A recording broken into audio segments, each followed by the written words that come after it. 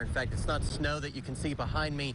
It's actually sandbags that are available to the public here outside of the event center. In fact, some portions of Stutsman County totaled over a foot of rain last month, and then were slammed with over a foot of snow earlier this month.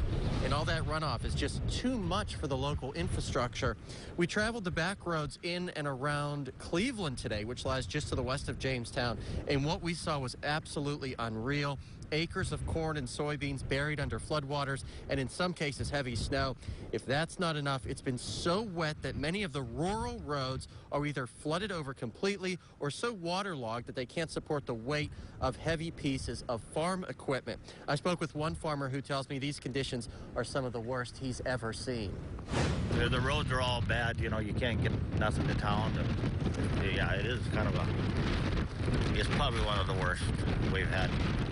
Because all the roads that are above water now are where the water's up. That was the highest. Right now it's the highest I've seen it. Now, he went on to tell me that he's worried that the profits from this upcoming harvest will be so hit because it's going to cost him just so much money to get his crops out of the ground because there's so much mud and water that he's got to deal with. Now, coming up in my full report tonight on KX News at 10, you'll hear from emergency officials as well as the owner of a grain elevator about how they're dealing with all of the wetness out here and how state and federal officials plan on helping everyone out. For now, live in Jamestown, Robert Sir, KX News. Robert, thank you very much. Well, the governor's statewide flood emergency disaster declaration this morning clears the way for the state to request federal dollars and other assistance. Things were complicated earlier this month when portions of the state were buried under 2+ feet of snow. And now that all that snow is melting and with additional rain falling, many rural roads have been softened by the wet conditions and have become more susceptible to washouts. So be careful. Yeah, absolutely. Water levels are rising along the Cannonball River due to the recent rains in the area. The National Weather Service issued a statement about the river, which will soon approach flood stage.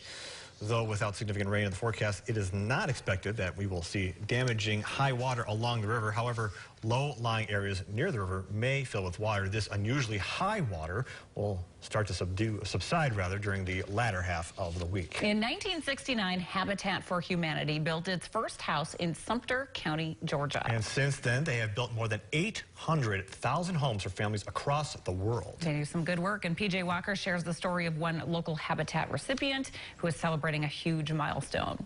We have our first Minot homeowner, Habitat homeowner, that has paid her mortgage in full. Not everyone can say they own their home, but Pamela Lorenz can. 20 years ago, she applied for a Habitat home, and to her surprise, she was selected. And now she is the first person to own a home through the organization in Minot. It's a wonderful program for low to moderate income families that would maybe never have the opportunity to purchase a home if it wasn't for Habitat for Humanity. Pamela says, like most people, she wasn't too sure about the program, but she's glad she did. Guys, I'll never get it.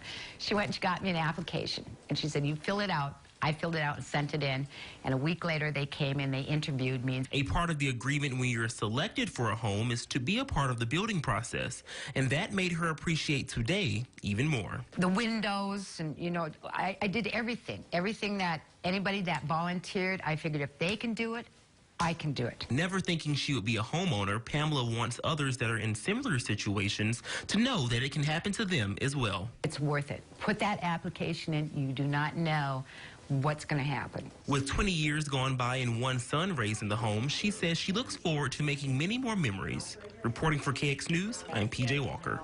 Habitat Humanity has more plans in the works. They are currently building their 12th home in the Minot area. That is very impressive. Good for them.